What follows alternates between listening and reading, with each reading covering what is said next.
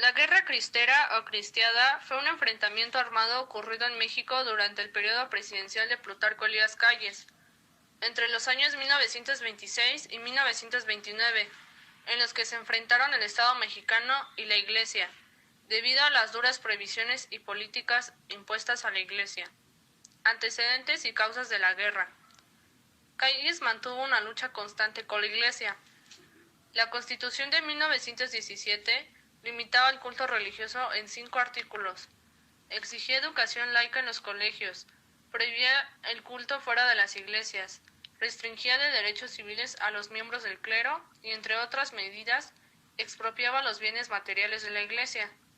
Declaraciones hechas al periódico El Universal por un miembro de la Iglesia en febrero de 1926. En 1926, el gobierno expulsó a varios sacerdotes extranjeros y cerró conventos y colegios, debido a que los religiosos no acataron el nuevo reglamento que imposibilitaba la existencia de escuelas católicas. Así nació un fuerte movimiento social en pro del derecho al libre culto. La Guerra Cristera se extendió desde el sur de Sinaloa hasta Oaxaca, siendo los estados de Jalisco, Guanajuato, Michoacán, Aguascalientes, Zacatecas, Nayarit, Puebla, Estado de México y Distrito Federal, que hoy es Ciudad de México, donde se tenían mayores enfrentamientos.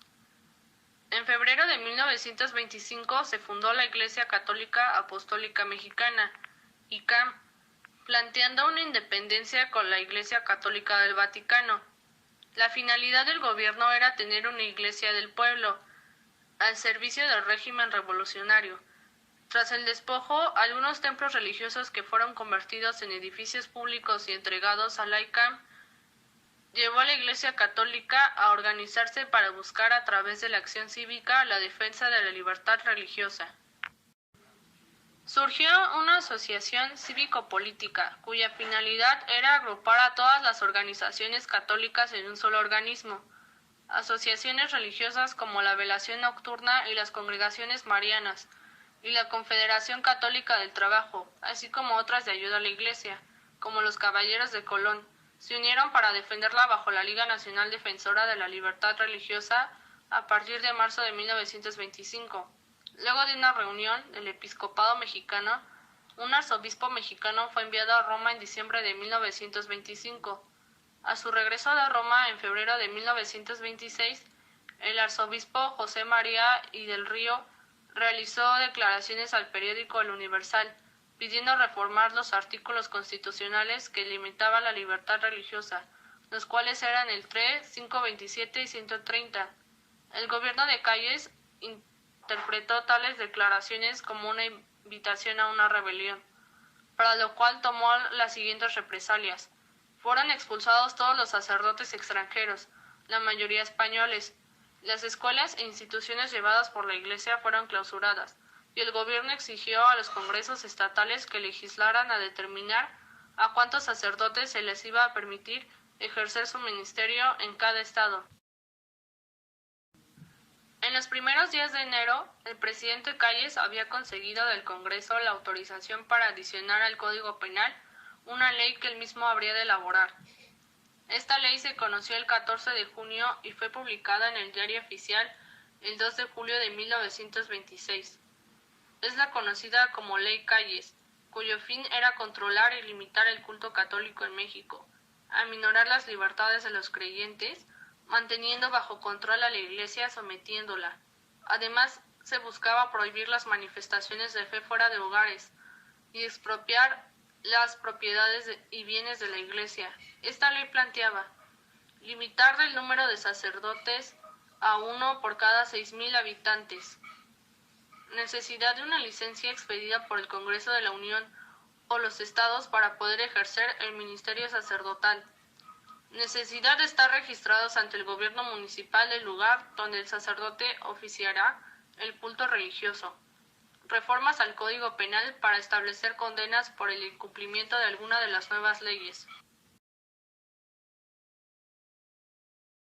El episcopado mexicano rechazó someterse de esa manera a las disposiciones del gobierno. Consideró que mientras no se respetara el mínimo de libertad para seguir cumpliendo con su tarea pastoral, era imposible celebrar los sacramentos. Por ello, en una carta pastoral colectiva firmada el 25 de julio de 1926, los obispos decretaron que a partir del 31 de julio, día en que entraba en vigor la ley Calles, quedaba suspendido todo acto de culto religioso público. Para los obispos, acatar la ley Calles era ponerse al servicio del gobierno. Por ello, aclararon que, sometidos al gobierno, no podían seguir siendo fieles a su misión evangelizadora, por lo que la finalidad de suspender el culto era mantener a la Iglesia libre e impulsar al pueblo a obtener del gobierno la reforma de las leyes antirreligiosas. Los cristeros se movilizaron para presionar al gobierno por las vías legales que estaban a su alcance. Se presentó a las cámaras un documento con más de 2 millones de firmas solicitando la anulación de dicha ley, pero el gobierno de Calles no cedió y se tomaron disposiciones extralegales. Sin ningún tipo de justificación quedó prohibido no solo el culto público, sino también el privado, de modo que se perseguían y castigaban incluso con la muerte a quienes participaban en misas o celebraciones de forma clandestina. Además, se otorgó poder a tribunales que juzgaran a los que promovían el culto religioso. Les daban golpizas. Los líderes de las asociaciones religiosas que no se ocultaron fueron desaparecidos o confinados a las Islas Marías, y en pocos meses se estableció un auténtico clima de terror y persecución hacia todo aquello que pudiera interpretarse como una manifestación religiosa.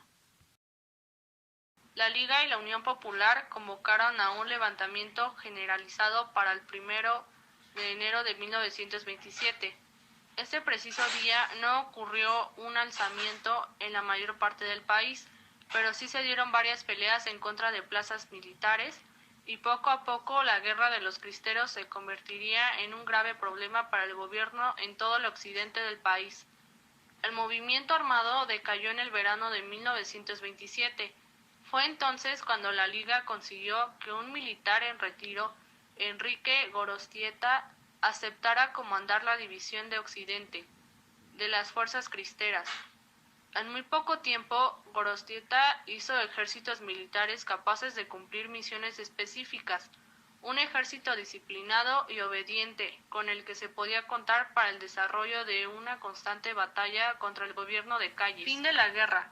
Para el 21 de junio de 1929, a través de negociaciones entre el embajador norteamericano Dwight Morrow, el presidente Emilio Portes Gil, quien asumió el poder el 1 de diciembre de 1928, y los obispos Leopoldo Ruiz y Flores y Pascual Díaz Barreto, se llegó a la firma de los arreglos con el fin de que se les permitiera a los obispos y sacerdotes regresar a su ministerio.